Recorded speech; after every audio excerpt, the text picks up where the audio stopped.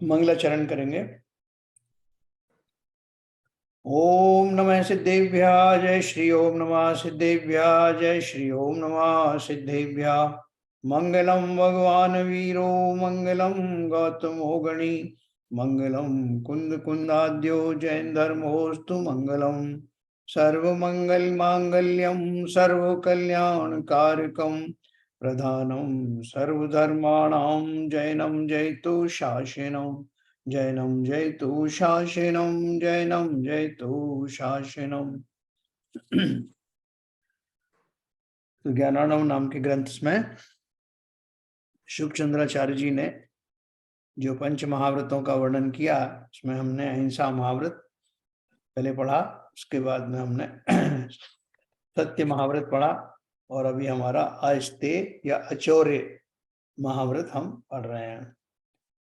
तो चोरी के बीच बीच में जो हम लोग स्थूल रूप समझते हैं, उनमें भी बहुत सारे भेद हैं जो अपन ने थोड़ा सा जाना बारीकी के साथ में, कि किसी की न केवल वस्तु का हरण करना बल्कि किसी की यश कीर्ति का हरण करना, उसकी जगह स्वयं और उसके दावेदार बनना, ये सब मैंने कहा था ये मेरी बात है या ये भी है, जिसकी है उसको उद्धृत ना करना, तो ये सब भी चोरी में आता है। स्वयं प्रशंसा का भाव, दूसरे की बात को छिपा करके करना, दूसरे के गुणों को छिपाना, ये सारी चीजें चोरी की जो बारीक चीजें हैं उसमें आती हैं। और यहाँ अपन जो है स्थूल रूप से पढ़ रहे हैं जहाँ जहाँ, उसमें वो बारीकी भी अपने आप लगा लेना। तो ये सब किसी पड़ी हुई चीज है, किसी के रास्ते में पड़ी हुई चीज मिलती है जी, उसका क्या करें? हाँ वो अभी आएगा, आगे आएगा, अपन पढ़ेंगे उसको भी। ठीक है। तो देखिए 10 नंबर का अपन पढ़ेंगे। पहले तो अपन ने पढ़ा था कि भाई, मैं आपको शेयर करता हूँ स्क्रीन।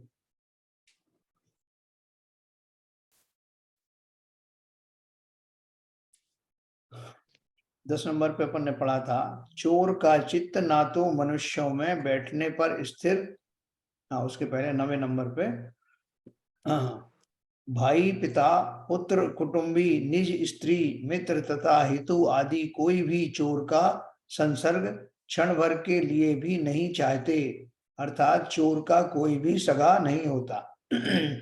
दो कारण से नहीं चाहते पिता आदि के, वो कौन सी चीज को कहाँ जो है चुरा के रख देगा, हटा देगा, बेच देगा, इसलिए कुटुंबी जन भी उससे दूर रहना चाहते हैं।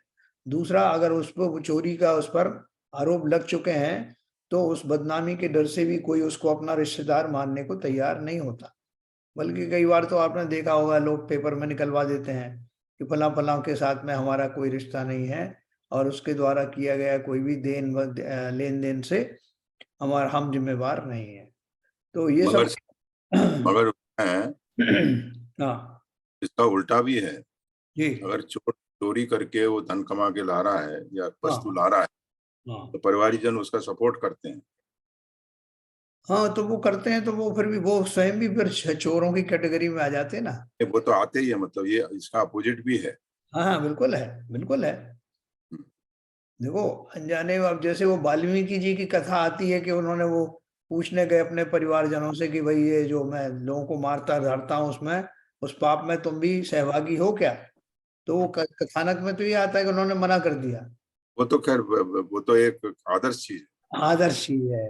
नहीं तो आजकल लोग बोले साहब तो वो तो चोरी के साथ साथ मायाचारी भी करेंगे साहब, हमको नहीं पता वो कहाँ से लाते हैं। ठीक है, वो तो उसका एक कदम आगे हो गया है हाँ, वो बोलेंगे हम वो पाप पाप नहीं जानते कि वो पाप करते हैं कि पुण्य करते हैं, हमारे लिए लेके आते हैं, वो हमारा पेट भरना उनकी जिम्मेवारी है, हम ज्यादा चक्कर में पड़ते नहीं साहब। यस, भले भले ही उनको मालूम हो पूरा। भले ही मालूम हो। तो देखो, इसी तरह के जो मालूम होने के बाद भी चोरी करते हैं, जैसे अपन चोर बाजार में से सामान लाते हैं फॉर एग्जाम्पल, पता है कि वो चोरी का माल है, हम जानते हैं, लेकिन हमें तो कम में मिल रहा है ना। इसलिए अभी जैसे मांसाहारी लोग बहुत सारे जो है वो दलील देते हैं साहब कि हमने थोड़ी मारा उन जीवों को, लोगों ने मारा हुआ तो हम तो खरीद के ले आए। वो ये भूल जाते हैं कि उसमें उनका भी निमित्त लगा हुआ है, इसीलिए तो इतनी हिंसा की जाती है कि उनमें आपका पेट भी भरना है। तो इसलिए जो आपने कहा बिल्कुल सही कहा, लोग बिल्कुल निर्भय होकर के उस चोरी की वस्तु को स्वीकार करते हैं, अपने यहाँ होने वाले चोर को प्रोत्साहित करते हैं। अब वो जो रिश्वत देते हैं जो मंत्रियों को या किसी को लेकर के, निश्चित ही वो गलत काम कर रहे हैं।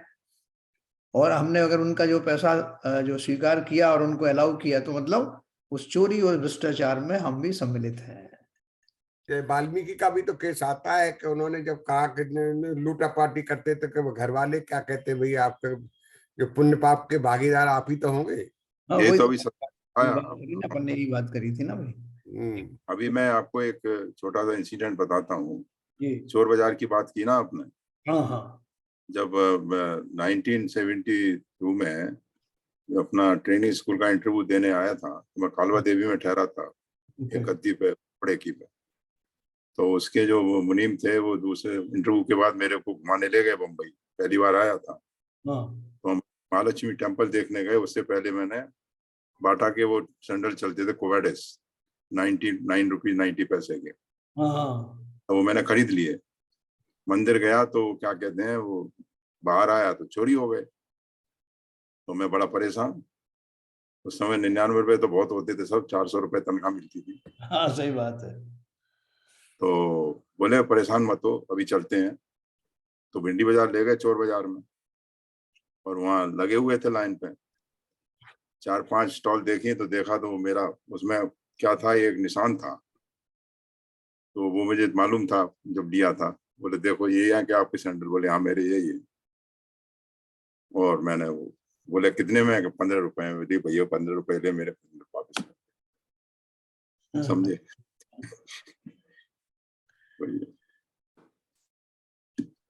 देखो, ये जाने अनजाने में हम सब जो है इसके भागीदार बन जाते हैं। अब जैसे आपने बोला कि 15 रुपए मिल रहा है भैया तो लेना, ठीक है, वो तो चलो आपका वो निशान था। अगर निशान नहीं भी होता, आप पहली बार वहां जाते, वो दूसरा जाता चोर बाजार में और उसको वो 15 रुपए मिल रहे होते, तो वो लेके आता ही आता, वही बिना ये सोचे कि इसने कहाँ से लाया।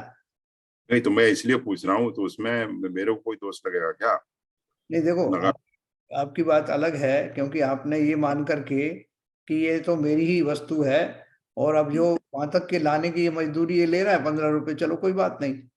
हाँ, वही भावना से मैंने उसको पैसे दे आपने के। इस और भाव से, हाँ, इस भाव से नहीं लिया कि किसी और ने चुराया हुआ है। वो चीज जो है मुझे सस्ते में मिल रही है, तो भले ही वो जिसका चुराया वो उसका दिल कितना ही दुख रहा हो, मुझे तो सस्ते में मिल रहा है ना। सही बात। इस चोरी का जो माल खरीदने में, या किसी तरह के, जैसे पशुओं का मैंने आपको बोला और मांस बिक रहा है, तो आप बोले साहब मैंने थोड़ी मारा, लेकिन उन यस, जीवों का जो घात हुआ उस समय, जो कुछ उनकी जो है आहें निकली, वो सब उस मांस के रूप में आप तक भी आ रही हैं। बिल्कुल सही। तो ऐसी ये जो चोरी की हुई वस्तुएं हैं, जिस काल में जिस समय जिसका चुराया गया था, उस व्यक्ति की आहें, उसका अर्थ ध्यान, उसके वो उस परिणाम, वो भावों का स्पंदन जुड़ा हुआ है उन वस्तुओं से। तो इसलिए, और आपने खरीद लिया तो वो और प्रेरित होगा ना, अगली बार और लेके आएगा, साहब मेरा ये वाला माल खूब बिका, अगली बार सही फिर बात। जो है ऐसे लोगों के यहाँ चोरी की जाए। ये सब में कहीं ना कहीं हम कनेक्टेड हो जाते हैं। तो देखो, अपन बात कर रहे हैं, ये जो जिस तरह से बता रहे हैं कि हमें तरह तरह से उस मार्ग से हटाने के लिए प्रेरित कर रहे हैं, तो इसलिए वो यस। मोटा मोटा पाप के बारे में बता रहे हैं, मोटा मोटा। ये बारीक बात तो अपन समझ रहे हैं कि क्या है उसके साथ में। देखो और आगे क्या लिखा है उन्होंने,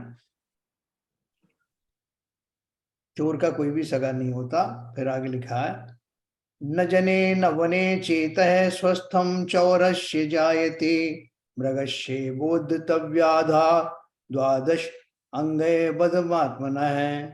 चोर का चित्त ना तो मनुष्य में बैठने पर स्थिर रहता है, और ना वन ही में निश्चिंत रहता है। जैसे किसी मृग के पीछे शिकारी लग जाए, तो अपना घात होने के भय से उसका चित्त ठिकाने नहीं रहता, उसी प्रकार चोर को भी अपने पकड़े जाने का भय निरंतर रहा करता है। बहुत से लोग नहीं ये शो करेंगे, नहीं साहब हमें तो कोई डर नहीं लगता, हम तो आदी हो गए इसके। आदी होने से, ये बात सही है कि आदी होने से उनकी जो उस तरह का जो डर होता था पहले, वो दूसरी तरह के भय में कन्वर्ट हो गया, लेकिन कहीं ना कहीं उनके मौजूद जरूर रहता है कि कहीं यार पकड़ा ना जाऊं। ऊपर से वो थोड़े से मजबूत दिखाई देंगे कि वो आदत में आ गया, लेकिन अंदर से तो वो शंकाएं बैठी रहती। 11 नंबर का पढ़ेंगे अपन। संत्रासोदभ्रांत चेतस्क कश्चरौ जागतर्य हर्निशम वध्ये यात्र ध्रिये यात्र मार्ये यात्रेति शंकित है। मैं यहाँ पकड़ा जाऊंगा या मारा जाऊंगा तथा यहाँ पर पीटा जाऊंगा इत्यादि आकुलता से पागल सा होकर चोर रात दिन जागता रहता है, अर्थात सचेत रहता है, अतः कभी असावधान नहीं रहता। देखो अपन अपने घर में दुनिया भर से जो है परेशान होकर के घर में जाके चैन की सांस लेते हैं, शांति का अनुभव करते हैं। तो वो जो चोर है जिसका मन शंकाओं से भरा हुआ है, वो अपने घर में जाकर भी शंका से रहित नहीं रह पाता। इस अपेक्षा से कहा गया है कि चोरन के पुर नावस है, अर्थात उनका जो घर है जिसमें हमेशा शांति मिलती है, ऐसा घर रहता नहीं। कहाँ से पुर बसा उनका? पुर का अर्थ ये नहीं है कि उनके नगर नहीं है, चोरों के भी नगर हैं, चोरी चोर रह रहे हैं वहां, लेकिन सब शंकालु, शंका से भरे हुए और चित्त के क्षोभ से भरे हुए चंचल वृत्ति वाले, उनका जो है कभी शांतिमय जीवन होता नहीं, ऊपर से भले ही दिखाई दे। तो उन्होंने लिखा ना, मैं यहाँ पकड़ा जाऊंगा या मारा जाऊंगा, यहाँ पर पीटा जाऊंगा इत्यादि आकुलता से पागल सा होकर चोर रात दिन जागता रहता है। मालूम पड़ा साहब कि वो छापा पड़ गया इनकम टैक्स वालों का, ईडी का छापा पड़ा, तो सबसे पहले वो जो उस राडार पे आ सकते हैं वो सब शंकित हो जाते हैं, कहीं मेरा नंबर ना आ जाए। तो वो शंका कहाँ से आई? कहीं ना कहीं बैठा हुआ था ना, मैंने कुछ खोटा काम किया है और इससे कनेक्टेड अब ये पकड़ा धकड़ी हो रही है, तो इसलिए वो घबराया हुआ रहता है। तो छापा आने से पहले ही वो इधर से उधर अपना माल करने में लग जाता है। जो माल कमाया उसने, उसकी फलस्वरूप जिस शांति की वो अपेक्षा कर रहा था वो कहाँ मिली उसे। अगला है, नात्म रक्षाम न दाक्षिण्यम नोपकारम न धर्मताम न सताम संशितम कर्म चोरः स्वप्ने अपि बुद्धयति। चोर अपनी रक्षा को नहीं जानता, सब चतुराई भूल जाता है, वह परोपकार तथा धर्म को भी नहीं जानता और ना सत्पुरुषों के करने योग्य कार्यों को ही स्वप्न में याद करता है। भावार्थ है, चोर का चित्त निरंतर चोरी करने में और भय में मग्न रहता है, सो उत्तम कार्य करने का अवसर कैसे मिले। और देखो सबसे बड़ी बात क्या है कि जिसे हम ठगी कहते हैं, ठगी भी चोरी ही तो है। तो वो ठगी किसके साथ की जाती है? अपनों के साथ की जाती है। जो हम पर विश्वास करते हैं उनके साथ ही ठगी की जाती है, क्योंकि वो विश्वास का ही तो फायदा उठाते हैं। विश्वासघात करके ही तो उस वस्तु को या उनको उस बात के लिए प्रेरित करते हैं। वो बेचारे विश्वास पूर्वक आपको वो चीज देने को तैयार हो जाते हैं। या आपने कहा कि यहाँ पे पैसा खर्च करो, इस पे लगा दो, इस प्रॉपर्टी में लगा देते हैं, लेकिन उनका विश्वासघात करके आप उसको करते हो, तो उसमें चोरी के साथ साथ विश्वासघात करने का भी पाप लगता है। ये हम बोल रहे हैं कि चोर अपनी सब चतुराई भूल जाता है कि इस व्यक्ति ने मेरे साथ कितनी भलाइयां की, इसने मेरे ऊपर विश्वास किया, ये कोई कम बात है क्या? लेकिन मैं उसको, उस विश्वास को भूल करके और उसको वो लेने में, मुझे उसकी वस्तु लेने में या उसे बेवकूफ बनाने में मुझे जरा भी खेद नहीं होता, जरा भी किसी तरह का कोई कष्ट नहीं होता। तो चोर अपनी रक्षा को नहीं जानता, सब चतुराई भूल जाता है, वह परोपकार तथा धर्म को भी नहीं जानता। देखो जब चोर पकड़ा जाता है तब उसकी जो सारी ट्रिक्स हैं वो फेल हो जाती हैं। बस खाली मात्र उसका आवादा काल ही समझो जो उसे बचा रहा है।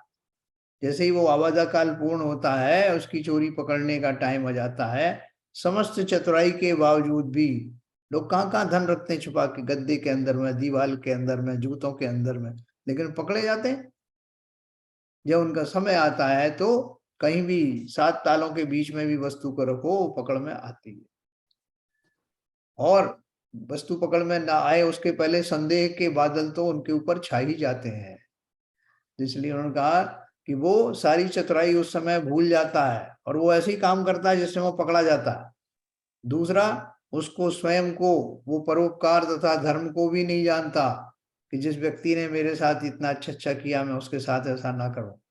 सत्पुरुषों के करने योग्य कार्यों को ही स्वप्न में याद करता है, ना सत्पुरुषों के करने योग्य कार्यों को ही, जिसने मुझे इतना मेरे यहाँ से उठा के यहाँ बड़ा कर दिया, इस जगह पहुंचाया।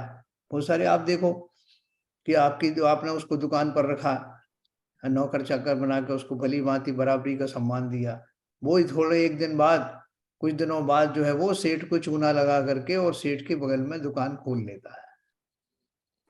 उसने जितनी मेहनत से उसको सिखाया, अपना समझ करके किया, तो सब भूल जाता है उसको।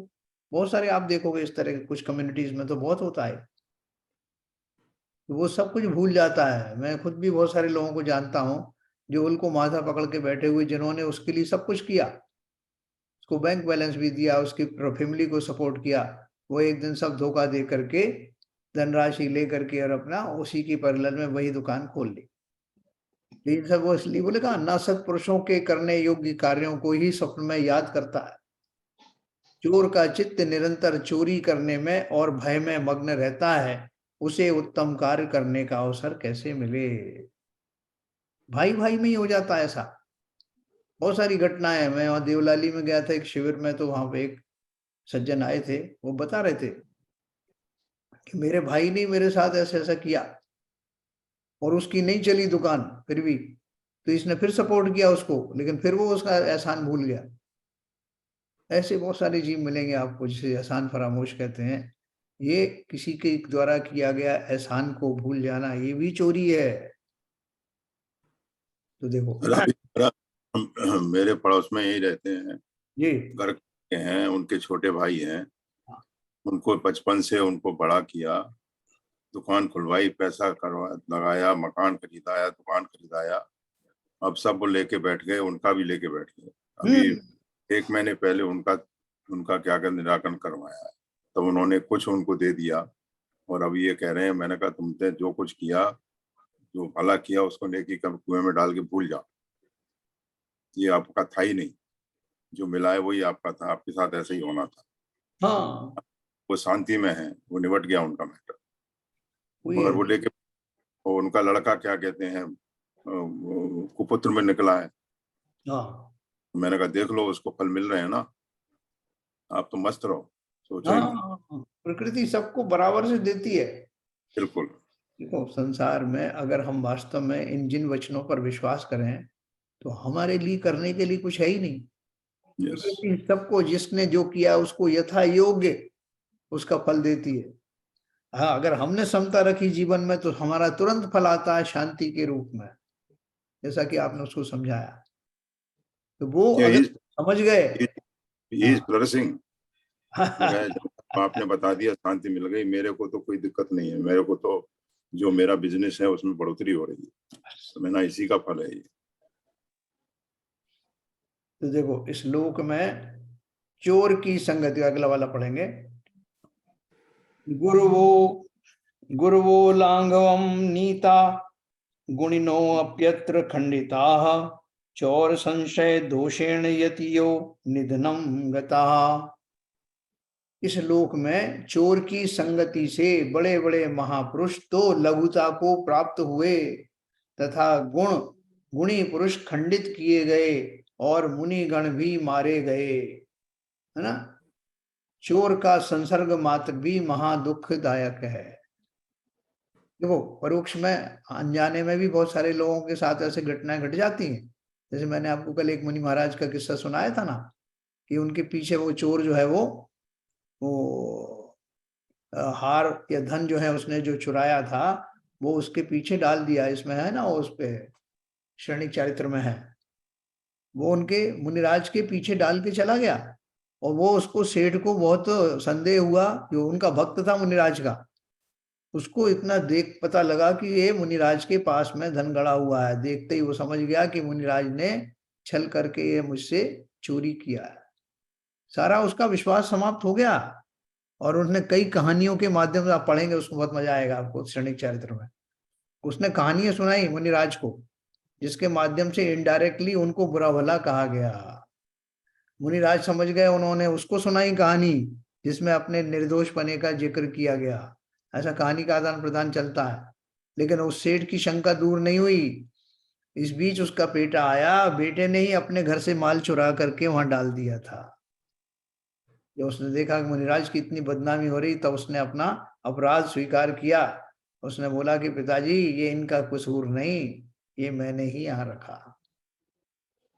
तो वो क्या बोल रहे हैं, देखो इसमें लिखा है कि झूठ में ही सही, अनजाने में ही सही, किसी और के द्वारा किया हुआ ही सही, उस चोर के धन में या उसके किसी एक्ट में कहीं आपका नाम अगर जुड़ गया तो आप भी बदनाम हुए बिना नहीं रहोगे।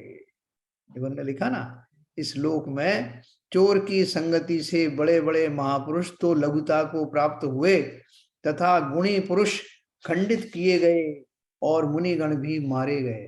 किसी चोर के साथ आपको देख लिया तो आपके ऊपर भी चोरी का इल्जाम आ सकता है। भावार्थ है, चोर का संसर्ग मात्र भी महादुखदायक है। इसका अर्थ क्या है कि जहां कहीं ऐसे कुत्सित परिणामों वाले व्यक्ति देखें तो उनका संगत छोड़ दें और स्वयं भी इससे सावधान रहें कि मैं कहीं चोरी के कार्य में संलग्न कभी ना हूं।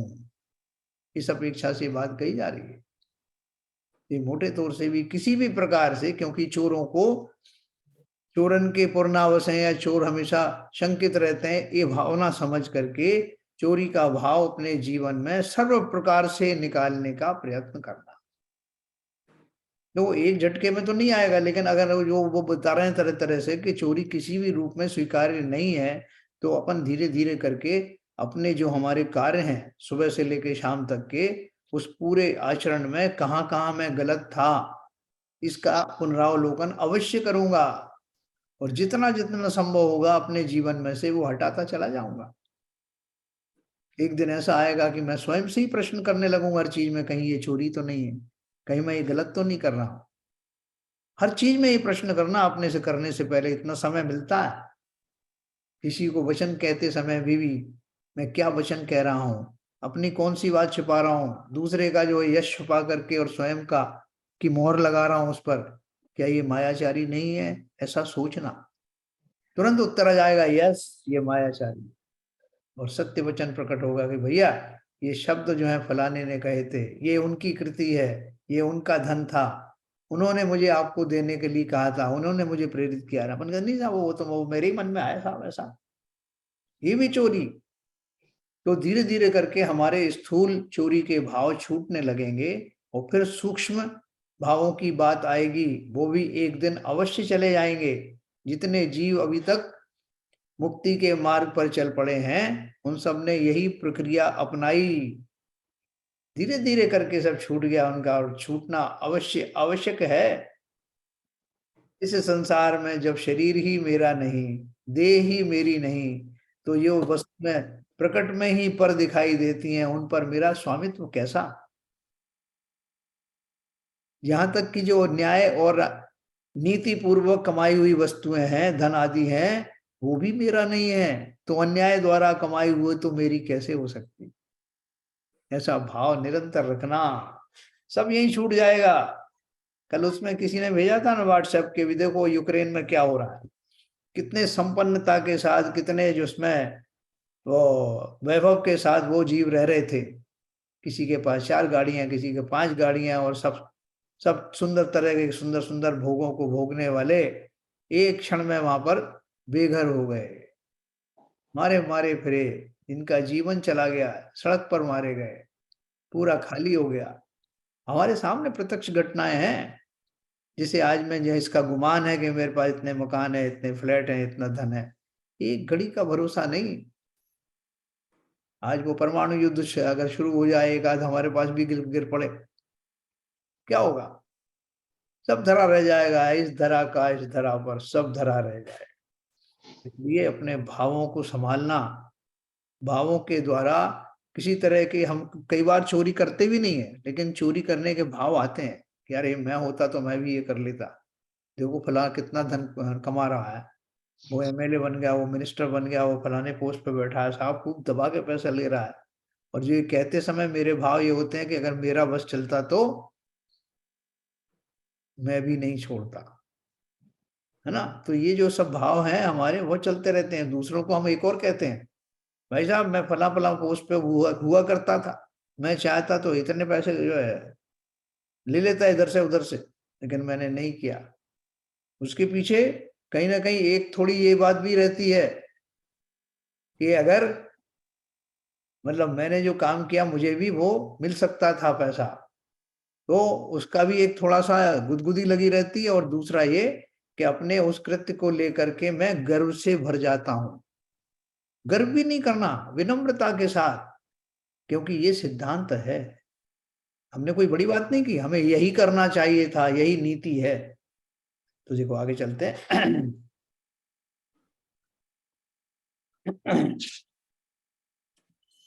तृणांकुर तृणांकुरमिवादय घातयन्ति विलंबितं चौरम विज्ञाय निशंकम धीमंतो अपि धरातले। इस पृथ्वी तल में चोर जानने पर, पृथ्वी तल में चोर जानने पर बुद्धिमान पुरुष भी तत्काल उसे तृणांकुर के समान पकड़कर निशंक हो मारने पीटने लग जाते हैं। मैंने आपको बताया ना कल, चोर पर कोई भी दया नहीं करता। चोर चोर चोर चोर तो मारना पीटना शुरू कर दिए।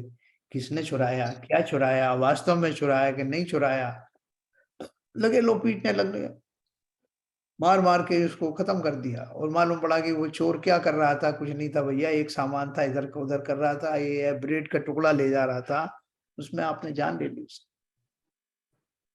तो बहुत विवेक पूर्वक कार्य करना। चोरी के नाम मात्र से सुन करके कि चोर है, भले ही हम कितने ही बड़े खुद ही चोर हों, दूसरी तरह की चोरियां कर रहे हों, लेकिन फिर भी दूसरे की चोरी देख करके हमारे भी खून खौलने लगता है।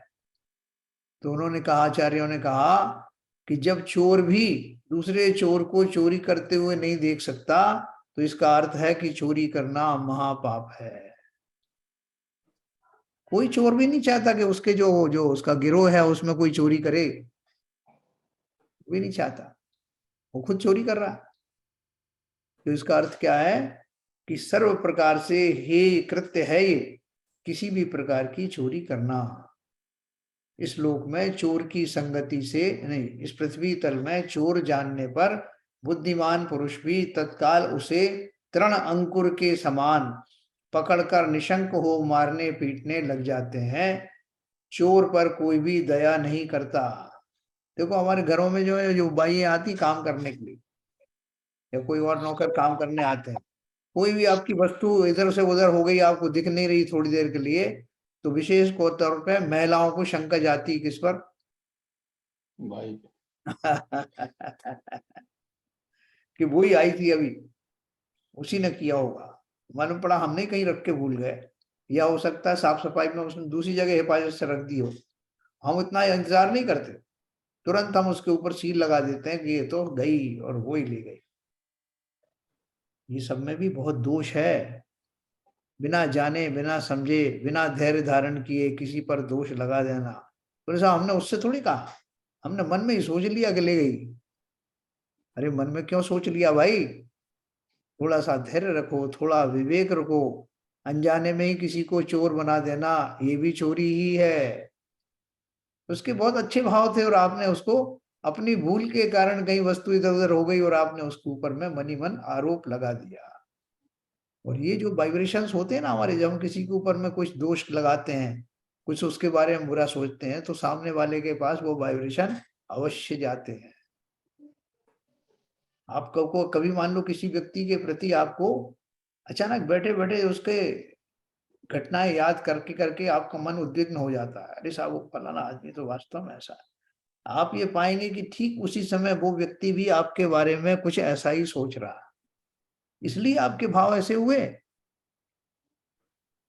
और इसी तरह से जब मेरे भाव किसी के प्रति होते हैं तो वहां भी पहुंचता है सिग्नल। इसलिए जहां तक संभव हो किसी के बारे में बुरा सोचना मत। अगर ऐसे भाव आए आपको किसी के प्रति, तो समझ लेना कि वो व्यक्ति आपके बारे में ऐसा सोच रहा है, इसलिए आपके भाव बिगड़ रहे हैं। तो अपने भावों को संभाल लेना, उसके भी सुधर जाएंगे। ये करके देखना।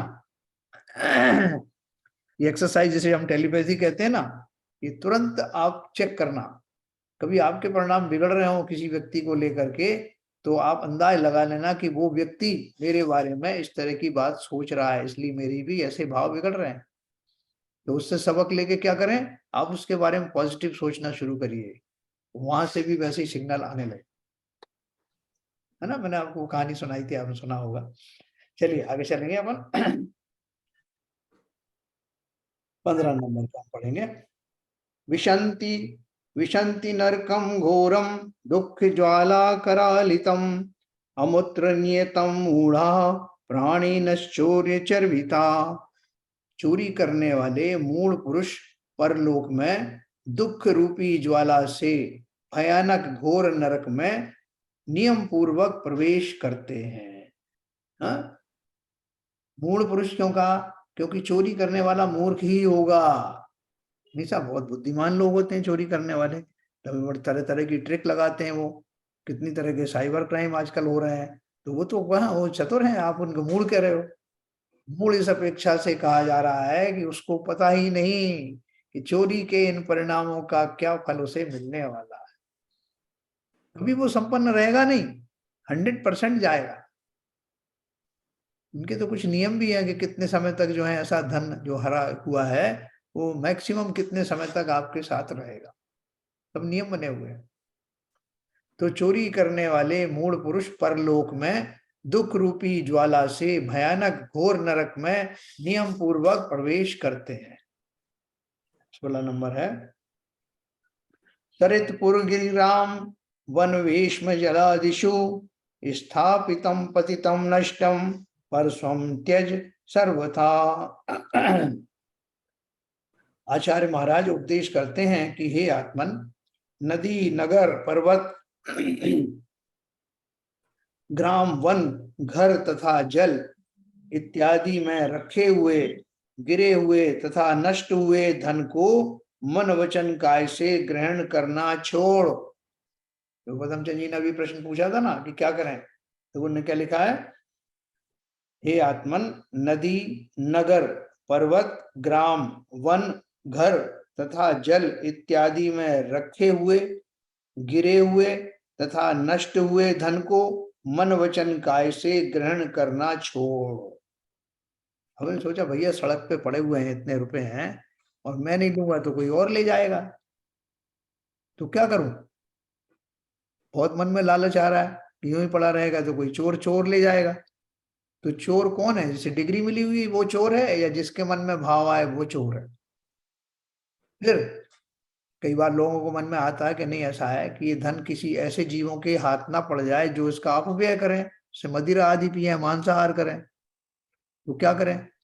आपने उसको उठा करके लेके गए कि मंदिर में दे दूंगा। अब वो व्यक्ति जो है वो खोजता हुआ आया जिसका गया था धन, उसने उस जगह पर नहीं देख करके उसे बड़ा दुख हुआ कि ले गया साहब कोई चोर मेरा धन। वो दुख से पागल हो रहा और आपने उसके धन को सीधा मंदिर में चढ़ा दिया गुल्लक में, उसे तो पता भी नहीं ना वो चाहता था। आप सोच के देखना, एक अपन एक स्थिति का एनालिसिस कर रहे हैं। उसको ये ना तो ये पता है कि आपने मंदिर में चढ़ा दिया, ना उसको चढ़ाना ही चाहता था। अगर उसको मिल जाते वापस तो वो घर लेके चला जाता खुशी खुशी, उसको मंदिर के भाव नहीं थे। अब इसमें आप प्रकट हुए उसमें कि मैंने तो मंदिर में चढ़ा दिया, मैंने उसका लिए उसकी तरफ से दान दे दिया, आपने ऐसे भी भाव की।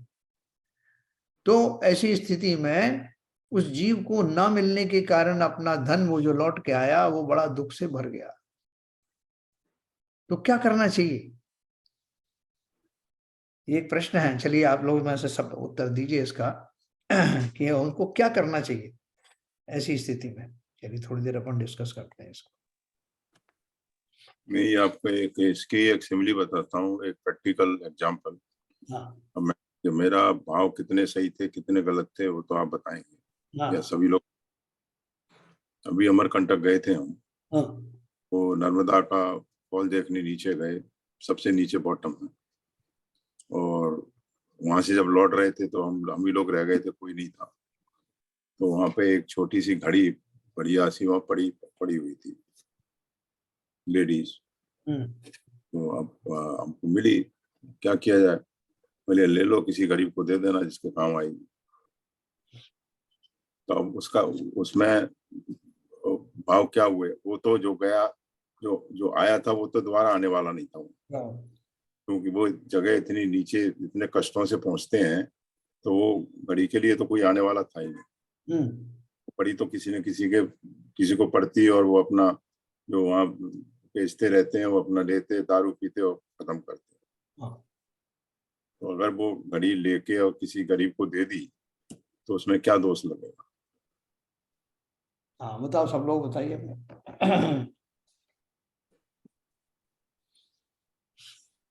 बोलो भाई, शैलन जी है उधर? हाँ जी। हाँ बताइए। तो पहले तो यदि व्यवहारिक दृष्टि से देखें तो कोई भी ऐसी वस्तु अपने को मिलती है, स्कूल में, मंदिर में, कहीं भी मिलती है, तो जो व्यवस्था है वहां पर जमा करा दो। हाँ और यदि आपको व्यवस्था नहीं मालूम है तो आपको उस पर ज्यादा ध्यान देने की जरूरत नहीं है, आप सीधे निकल जाओ। मेरा भाव तो ये कहता है, क्योंकि आप उसमें क्यों अटक रहे हो कि किसकी है, किसको देना है, किसका नुकसान हो गया। यदि आप व्यवहारिक दृष्टि से यदि किसी कहीं हैं अपन, कहीं थाने में देनी है या स्कूल में है, तो कहीं व्यवस्था में भाई के मंदिर में तो कमेटी को भाई कि ये चीज मिली है, देख लीजिए, कोई आए तो ढूंढते हुए। बराबर। और यदि आपको ऐसी कोई व्यवस्था नहीं मालूम है और यदि आप उसमें नहीं जाना चाहते हो, तो आप उसको बिगड़ देखो चले, आपको भाव उसकी तरफ देखना भी नहीं चाहिए।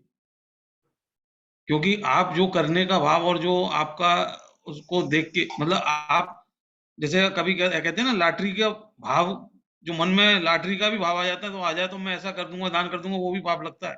हाँ बराबर। जो अपना है ही नहीं, जो चाहिए ही नहीं, उसके लिए भाव ही नहीं करना, वो व्यवहार, वो धार्मिक दृष्टि से मैं सोचता हूँ ठीक है।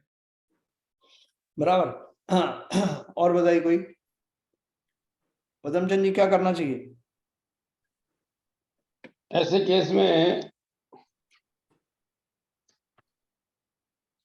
केस में तो उठा करके और किसी जिसकी है उसको देना चाहिए, या जो कमेटी है उसको दे देना चाहिए वहाँ। बोले सर मैंने बताया वहां पर कोई नहीं है, ना कमेटी है, ना जिसकी घड़ी गई है वो है।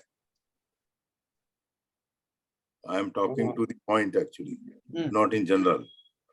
जनरल बात सही है, मैं शैलेन जी के भाव से बिल्कुल ही एग्री करता हूँ कि 100% अगर वो है तो उस पर देखना ही नहीं चाहिए, ठीक है। मगर उस समय भाव ऐसे बने, किसी गरीब को लाके दे दी, क्योंकि ना तो वहां कोई आने वाला है, ना कोई वहां व्यवस्थापक है, जंगल है पूरा सूना, कोई है ही नहीं। कौन आया वहां? सारे टूरिस्ट ही आते हैं, आके चले गए। बराबर। नहीं नहीं, ये एक अच्छा प्रश्न है। इसके बारे में थोड़ा मैं क्यों सबसे मत ले रहा हूँ। नहीं, मैं भी इंटरेस्टेड हूँ सर। I सर want उसमें to- ये कर सकते मैं हैं। खुद का हाँ विवेचन कर। बोलिए। जैसे मतलब बताया उन्होंने, जैसे कोई व्यवस्था हो तो वहां दे दे अपन। अब कई चीजें होती है, नोट रखे, पैसे रखे, या घड़ी या सामान दूसरा कुछ भी हो सकता है, तो अपन आसपास वाले जो 3-4 लोग हैं उनमें से किसी को मतलब बोल सकते हैं कि भाई कोई ढूंढता हुआ आए अगर, तो दे देना। नहीं तो जैसे साहब ने किया, किसी गरीब को दे देना, मतलब वो सेकंड तो वही है, कोई ढूंढता हुआ आए तो उसको दे देना इस करके। और नहीं तो, और उसको सीधे मतलब रोड से हटा के सिस्टमेटिक, मतलब आसपास छोटी दुकानें कुछ है तो वहां अपन दे दें। क्योंकि रोड पे रखने, जैसे बोला, घड़ी छोड़ भी देना अपने को भी तकलीफ है। घड़ी जैसी चीज तो, या कोई दूसरा सामान हो, टूट फूट के बराबर ही हो जाएगा। गाड़ी को चलती रहती, रोड चलते में तो। हाँ हाँ और हाँ, पैसे भी कुछ ऐसे रखे, तो पैसे भी अगर नीचे पड़े हुए आप छोड़ दोगे, ऐसे पर्स छोड़ दोगे, वो तो गाड़ी से बराबर ही हो जाएगा, वो किसी काम का नहीं रहेगा। ये भी एक एंगल है। ठीक है, कि अपन उसको आसपास वाले जो कोई भी है दुकान है, फेरी वाले, कुछ भी दुकान, छोटी दुकान, घंटी वाले, भैया किसी का गिर गया है या यहाँ पे कोई ढूंढता हुआ है, तो मेरे पास इतना टाइम नहीं कि मैं किसी को बात कर सकूं, कोई ढूंढता हुआ है तो आप उसको दे दीजिएगा। नहीं तो और फिर आपको यथाउचित जैसे लगे उसको जैसे कर दिया, क्या करेंगे, उसके अलावा और दूसरा कुछ ऑप्शन नहीं है। एक एंगल ये भी है। यस, क्या बीबी जन साहब बता। एंगल उसका उनका सही है, मैं स्पष्ट कर रहा हूँ। नहीं नहीं, ना वो तो आपकी बात को नहीं बात कर रहे हैं। देखो, आपने नहीं, जो निर्णय लिया होगा लिया। नहीं, मैं निर्णय के ऊपर नहीं कह रहा हूँ, हाँ मैं एनालिसिस कर रहा हूँ। जो उन्होंने इफ एंड बट्स लगाए, हाँ ना तो वहाँ कोई दुकान है, ना कोई वहाँ पर्सन है, ना कोई हाँ संस्था है, ना हाँ कोई इवेंट है। पूरा जंगल है, जंगल में सीढ़ियों से उतर, मतलब पगडंडी से उतर के नीचे गए। हाँ हमसे बस 1700 सीढ़ियां थी, और वहां कोई था ही नहीं, सब चले गए, समझे। ये बात सही, ना रोड है ना कुछ है, कपड़े चेंज किए होंगे, नहाने गए होंगे, वहां गाड़ी छोड़ गए, हम लास्ट थे वहां पर। भाई शास्त्र के हिसाब से तो आपको देखना नहीं चाहिए उसको। हाँ, ये बात 100% मतलब ये है जो सैलन जी ने शुरू में ही कहा कि उसमें अपने को उसके ऊपर नजर ही नहीं डालना चाहिए, जो पड़ी है पड़ी रहने दो, अपने को क्या मतलब। बोलो बाबूजी, बताओ बीवी जन साहब। भाई साहब मैं तो, मेरा तो कहना है जो सैलन जी से मैं पूरी तरह सहमत हूँ। हाँ वो और इसी डेफिनेशन में अदत्ता, हाँ बिना दी हुई चीज को छूना भी चोरी में आता है। हाँ आप तो इस साल की चीज बिगड़ जाएगी, दे रहे हो, लेकिन हमने जो चीज को छू लिया, ले लिया, या उसकी फिक्र कर ली, उसकी व्यवस्था बना ली, तो हम उसमें अननेसेसरी इन्वॉल्व हो गए। तो जैसे सैलन जी कह रहे हैं 100% मैं उनसे एग्री करता हूँ। और एक बात पैसा, एक बात बताइए आप, इसके साथ साथ ही जैसा कि अभी कुछ दिनों से देखा कि कोई फंक्शन हो रहा है, कोई क्रियाएं, धार्मिक क्रियाएं हो रही हैं, और धार्मिक क्रियाओं में उन्होंने बोली नहीं आई, 31,30,000 की, 31,000 की, बोले इन तीनों के नाम लिख दो। अब बेचारा जिसके नाम लिखे वो तो देना नहीं चाहता, उसकी स्थिति नहीं है, या वो किसी परिस्थिति बस की, अब उसके नाम जबरदस्ती किसी ने लिख करके और उसे लाद दिया, ये किस श्रेणी में आएगा? नहीं, बोली तो उसने बोली ना साहब। नहीं बोली, नहीं बोली, वो बोली नहीं बोली, यही तो मैं कह रहा हूँ, ये अभी हुआ है, अभी हमारे यहाँ हुआ है। बोली नहीं बोली ना, बिल्कुल नहीं बोली। भैया जी ने जो है 31,000 के 2 नाम बता दिए, बोली नहीं, बोली आई नहीं। गुना बोली वो कैसे एग्री हो गया नाम लिखवाने के लिए? अरे भाई एक बात नहीं, भाई साहब, अब समाज में आप खड़े हो, सब खड़े हैं, हाँ साहब इनकी हो गई, जबरदस्ती लाद दिया उसके ऊपर, मुकुट पहना दिया। अरे बाबूजी, आपको स्पष्ट मालूम है, एक प्रैक्टिकल एग्जांपल, बोली पीसी जैन साहब ने 2100 रुपए की, हाँ, और उनने कर दिया 2111। पीसी जैन साहब बोले मैंने 2100 बोले, 2111 नहीं बोले। हाँ उसमें हो गया था। नहीं, ऐसा बोलने वाला बहुत कम है, लेकिन बात है कि सामाजिक मजबूती से वो आदमी अगर कितना परेशान हो रहा है, कितनी तकलीफ हो रही है उसे पैसा देने में, ये सब ये धर्म की क्रियाओं में, ये सब ये चोरी में आएगा कि किस श्रेणी में आएगा?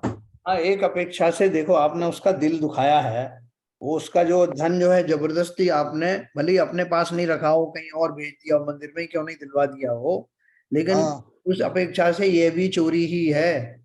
बस यही, किसी का मन दिखा करके उसके धन का हरण करना, उसके धन से उसको उजला करना, भले ही आपने मंदिर में दिया हो, उसका तो मन व्यथित हुआ ना। इसलिए मन को व्यथा पहुंचाना धन आदि के माध्यम से जो अपना प्रकरण चल रहा है, वो एक प्रकार से चोरी ही है। मैं सोचना कि जो इसमें जो है मैंने तो क्या किया, कल को तो कोई ये करेगा कि बाबूजी की जेब में कुछ रुपए दिखे, उसमें से निकाल करके और दान में दे दिए, जब तक बाबूजी खोजें तब तक अरे आप परेशान मत हो, मैंने निकाल के आपके डाल दिए मंदिर। सही बात। वो चोरी ही है एक प्रकार से। तो इसमें अभी 4-5 चीजें और आएंगी, अभी उसके माध्यम से अपन निर्णय लेंगे कि जो ऐसी घटना में क्या करना है ना। आपने काफी कुछ एक विचार ये भी रह सकता है ना कि मैं ये उसकी जगह खुद को रह के सुनूं कि अगर मेरा पैसा गिरता तो मैं क्या करता। बिल्कुल ठीक बात है। मतलब उसके भाव समझ के अपने अंदर फीलिंग लेके आऊं। हाँ, जैसे आप कई चीजें बोल रहे हैं, आप मैं देखूं नहीं, छोड़ दूं वहां पे, वो तो चीज टूट फूट के बराबर ऐसी हो जाएगी। अब रोड चलते गिरा है तो रोड में तो आप छोड़ दोगे, जैसे देखोगे ही नहीं, वो घड़ी है, सामान है, पैसे है, 500 रुपए नोट है, उसकी गाड़ी चल के बराबर हो जाएगी। वो तो मतलब उसको छुएंगे नहीं, देखेंगे नहीं, अपन कुछ नहीं करेंगे, उसको यथास्थिति ऐसी छोड़ देंगे, वो चीज तो खराब हो ही जाएगी। तो मैं हमेशा ये सोच के चलता हूँ कि जैसे मेरा ही पर्स गिरा होता तो मैं क्या करता, या मेरी घड़ी गिरी होती तो मैं क्या करता। आपने बहुत सारी सही बात कही, जैसे घड़ी व्यवहारिक दृष्टि से सही है, कोई वाहन उसके ऊपर गुजर गया, वो टूट फूट जाए, या कोई आपकी करेंसी नोट नीचे गिर जाए, हवा में उड़ के कहीं चले जाते, उसकी बजाय आपने सोचा कि इस धन से किसी 2 टाइम के किसी के लिए भोजन की व्यवस्था कर दी जाए, ऐसे भाव भी आते हैं, तरह तरह के भाव आते हैं। तो उसमें जो एकदम ऐसा ही निर्णय होना चाहिए वो कहा नहीं जा सकता किस समय आपके क्या भाव बने। हो सकता है आपके उन भावों के निमित्त से कुछ गरीब लोगों का पेट भर जाए या नहीं, किसी को नहीं मिला हो मिल जाए। हाँ मैंने उसी दृष्टि से प्रश्न पूछा था सर, हाँ इसी भाव से दृष्टि पूछा था, मगर आइडियली पूछा जाए, आइडियली सोचा जाए, जो शैलेंद्र जी ने बात की, बाबूजी ने बात की हाँ कि हमें उस पचड़े में पड़ना चाहिए। अगर धन नोट खराब हो रहा है, टूट रहा है, टूटने तो हमें क्या मतलब, हाँ हम अपना भाव उसमें लगाए ही क्यों। दूसरी है, जैसा बाबूजी ने कहा कि वो व्यावहारिक दृष्टि से अगर हम ध्यान दे रहे हैं और किसी गरीब का, अगर आपने जैसे बोला, किसी का 2 रोटी का अगर इंतजाम हो जाता है, क्योंकि जिसका खो गया वो तो चला गया, तो वापस आने वाला नहीं है, तो किसी के अगर हो जाए, और जैसा आपने एक और चीज कही अभी कि अगर वो पैसा ऐसे के हाथ में लग गया कि जिससे वो दारू पीने वाला है या मांस खाने वाला है, तो उससे तो कम से कम बचत हो जाएगी। किसी 2 नीडी पर्सन को अगर खाना मिल जाए तो वो उसको कम से कम उसका पेट भर जाएगा। तो ये भी व्यावहारिक दृष्टि से हमें इस एंगल से भी देखना चाहिए कि आज हम मुनि नहीं है, हम त्यागी नहीं है, व्रती नहीं है, आचार व्रत, हाँ बिल्कुल सही कह रहे हैं। आचार व्रत का हमें महाव्रत नहीं हमारा, इसीलिए व्यवहार में भी समाज में है, गृहस्थ में है, ये सब चीजें देखनी पड़ेंगी। व्यवहारिक दृष्टि से कोई चीज पड़ी हुई है तो उसका दुरुपयोग न हो, किसी का पेट भर जाए, भाई साहब कह रहे हैं किसी गरीब का आदमी पेट भर जाए, कुछ हो जाए, ये बहुत सही आपने कहा सीवी जैन साहब, 100% सही बात है, मैं आपसे एग्री करता हूँ। लेकिन अगर हमारा व्रत है, अगर हमने व्रत ले रखा है, महाव्रत है, या तो उसकी तरफ चाहे वो कुछ हो जाए हमें देखना ही नहीं है, उसके नहीं, तो हमारी महाव्रत तो बहुत बड़ी चीज है बाबूजी। अनुव्रत भी अगर ले रखा है, हाँ एक बिल्कुल बिल्कुल सही। अनुव्रत ही नहीं है, संकल्प भी ले रखा है हमने हाँ कि मैं ऐसी चीजों को देखूंगा ही नहीं, हाँ इस चीजों पर ध्यान नहीं दूंगा, तो तब तो बात ठीक है। मगर एक बिल्कुल सही कह रहे हैं। आज में लेके ग्रस्त के ऊपर जब आप आपने विवेचन कर लिया, अगर उस समय जैसे जैसे विकल्प अभी लोगों ने बताए कि किसी व्यवस्थापक को दे दो, किसी दुकान पे दे दो, या किसी को दे दो, ये सारी चीज एक्सप्लोर करने के बाद कि वहां जब कोई था ही नहीं, बस अब चले गए, तो कोई अल्टरनेट था ही नहीं, तो सोचा कि भाई किसी गरीब को दे देंगे तो उसके काम आएगा, गरीब को दे दिया उसको। ठीक है। ये तो देखो तात्कालिक जो भाव आते हैं, तात्कालिक भावों के अनुसार ही डिसीजन होता है, और इतने सारे जो आपको ऑप्शन दिए गए उनमें से ही कोई ना कोई भाव आता है। और इसके साथ एक और बात बताऊं, उस वस्तु के माध्यम से जो कुछ होना है, जो अपन ने ऑप्शन किए उनमें से एक्चुअल में जो होना है वैसे ही भाव आपके मस्तिष्क में आएंगे। नहीं देखिए जैसा मैं इससे एक कदम आगे जा रहा हूँ। हाँ भाव आए, भाव अगर मेरे के चोरी के होते हाँ तो मैं जेब में रख के ला के अपना यूज करता। नहीं चोरी के तो है ही नहीं। नहीं, मैं एक एनालिसिस कर रहा हूँ। हाँ एनालिसिस ये है कि भाव तो ये थे कि भाई इस चीज का सदुपयोग होना चाहिए, या तो जिसकी है उसके पास पहुंच जाए, या ये क्या कहते हैं किसी ऐसे के हाथ में लग जाए जो बेच के क्या कहते हैं दारू या ये उल्टे सीधे कामों में पैसा लगा। तो उस समय भावना ये आई दिमाग में, स्पष्ट भाव ये आए। नहीं वो ठीक है। भी ऑप्शन मैं थोड़ा इसमें थोड़ा ऐड करता हूँ। जी बोलिए। देखो हम सब व्यवहारिक दृष्टि से जो बात सबने कही है उसमें कोई किंतु परंतु नहीं है, सब एकदम सही बात बोल रहे हैं, क्योंकि हम लोग सब एक जैसे ही हैं, कोई ज्यादा फर्क नहीं है, सोच विचार भी एक ही है। लेकिन जब इस भाव में जा रहे हैं, आगे की भावनाओं में जा रहे हैं और आगे की भाव में बढ़ रहे हैं, तो हमको एक चीज ऐसा लगती है कि जैसे हमको किसी की वस्तु, किसी के फायदा होने में, किसी के पास में आने में, किसी का भला करने का, या किसी को मतलब किसी को क्या धन मिल गया उसको जानने में, या किसी को यह धन मिल जाना चाहिए इसकी भावना आने में, तो ये भावना हमको भटकाने का काम करती है और हमको वापस संसार में ही रहने के लिए बाध्य करती है। जब हमको इसमें चाव आता रहता है कि किसको क्या मिला, अरे क्या मिला, शादी में कितना मिला, अरे क्या फायदा हो गया, तो ये सारे जो भाव हैं, तो मेरा कहना मतलब यहाँ पे मैं इसलिए सोचता हूँ कि इस भाव से बाहर निकलें तो कुछ और मतलब बात बढ़े, क्योंकि ये भाव जब बने रहेंगे तो इसमें जब ये मतलब एक ऐसी कथा जैसी हो गई, भले ही हमको कुछ मिलने वाला नहीं है या हमारा कुछ भाव भी नहीं है लेने का उसमें, लेकिन हमारा ये भाव है जानने का कि भाई ये क्या करूं और किसी का भला हो जाए, तो वो भी भाव हमको संसार में ही खींचता है। ये मेरा एक बहुत सोचने का बहुत बढ़िया बात आपने कही शैलेंद्र जी, बहुत बढ़िया बात कही। बिल्कुल सही है। इस मगर मार्ग चर्चा आपकी बात को मैंने इसलिए क्वालिफाई किया कि संकल्प, अनुव्रत, महाव्रत, हम उस रास्ते पे जा रहे हैं। हमको इन चीजों से दूर रहना चाहिए। हमने भले ही संकल्प ने लिया हो, भले ही अनुव्रत ने लिया हो, भले ही महाव्रत ने लिया हो, और आपकी 100% आध्यात्मिक दृष्टि से आपकी बात सही है, उसमें कोई दो राय नहीं है, उसमें कोई रिएक्शन नहीं है। मगर परिस्थितियों को देखते हुए, ग्रस्त जीवन में रहते हुए, हमें कम से कम एक मौका मिला कि अपने भावों की विवेचना करने का, कि क्या बेस्ट ऑप्शन है अवेलेबल। बिल्कुल बिल्कुल सही कहा आपने। देखो, वो बहुत आपने सही बात कही कि ये भले ही जिस शास्त्र की जिस लेवल पर हम जा रहे हैं, वो लेवल तो वही जो शैलेंद्र जी ने कहा कि जब मेरी मन स्थिति ऐसी हो जाए कि न केवल स्वा के सेवन का भाव गिरी हुई वस्तु के प्रति हो, बल्कि उसका क्या हो रहा है, उसको कौन ले जा रहा है, ऐसे भाव भी ना आए, तो ऐसे भाव के धारी ही मोक्ष मार्ग में आगे बढ़ पाते हैं। तो ये उस दशा का वर्णन है। ये तो अपन ने एक बीच की दशा का अपन ने वर्णन किया, जिसमें हमारे भाव स्वयं के उपयोग में लेने के तो है ही नहीं, लेकिन फिर भी हमारे ये विकल्प जरूर आते हैं कि इस धन के माध्यम से, उस वस्तु के माध्यम से हम विकल्पों से घिर जाते हैं। भले ही वो हम अपने लिए नहीं उपयोग कर रहे हैं, लेकिन ऐसे विकल्प भी ना आए, उस दशा की बात चल रही। वो उसमें तो कोई दो राय नहीं है सर। वो तो आप सबने एनालिसिस बहुत बढ़िया किया। पहली दृष्टि में उनसे मैं एग्री हो गया, बाबूजी भी एग्री हुए। ये तो मतलब सिद्धांत की बात है, उसको तो काट ही नहीं सकते हम। बिल्कुल, मतलब अभी हमको इस तरह के भाव आते हैं अपनी भूमिका के अनुसार, बिल्कुल आते हैं। ये तो अपना पता है ना। हाँ, ये प्रयोगशाला है, प्रयोगशाला हाँ, में टेस्ट। तो ऐसे भाव अवश्य आएंगे, लेकिन हमारा तो उद्देश्य क्या है, निर्विकल्प होने का है, जहां ऐसे भाव भी ना आए, उस दशा को प्राप्त करने के हैं, भले ही अभी ना आए। ठीक है ना? तो ये बहुत बढ़िया। लेकिन सर इसमें सर एक बात है, विपुल बोल रहा हूँ। हाँ, बोलिए।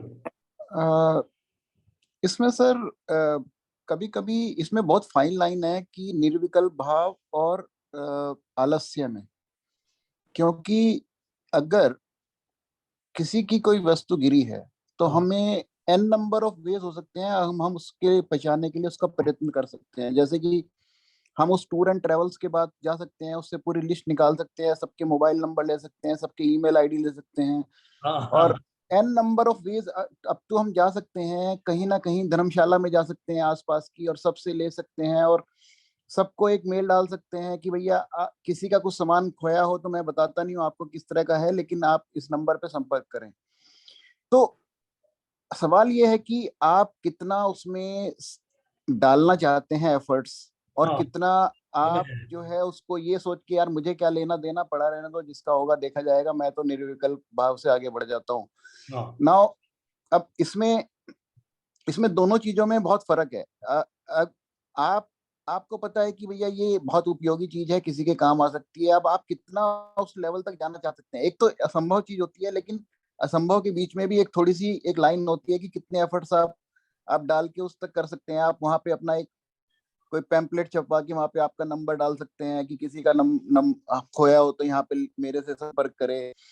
तो या तो आप उस डायरेक्शन में उस लेवल तक आगे बढ़ चुके हो, या फिर आप कितना उसमें एफर्ट्स डाल सकते हैं, कितना उसमें आप अपने को इन्वॉल्व कर सकते हैं कि सही चीज सही व्यक्ति तक पहुंच जाए जिसकी चीज है।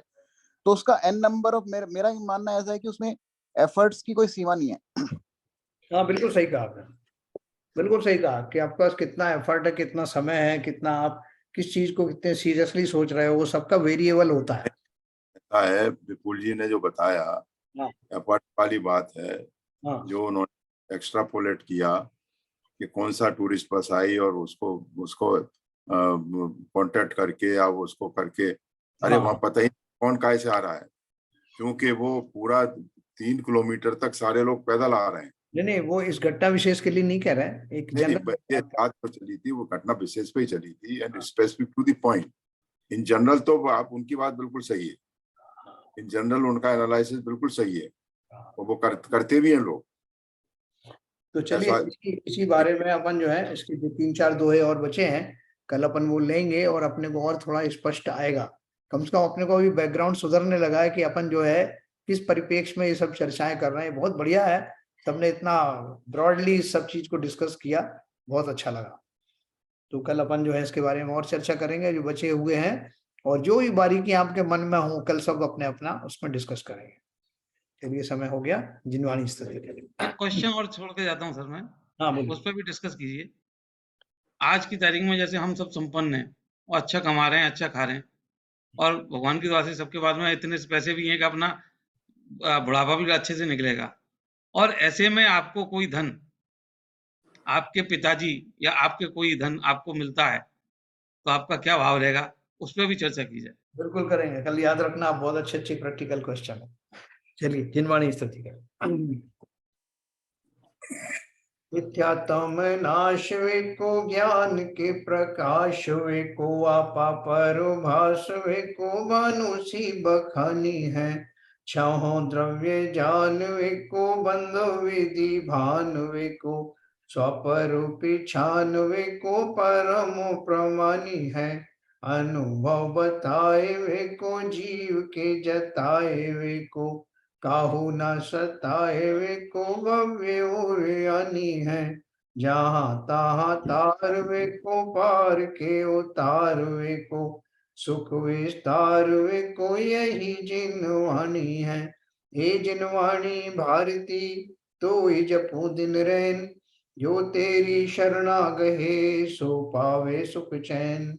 जावाणी के ज्ञान ते सूझे लोकालोक, सुवाणी मस्तक धरूं सदा देत हूँ धूप। जिनवाणी माता की जय। जय।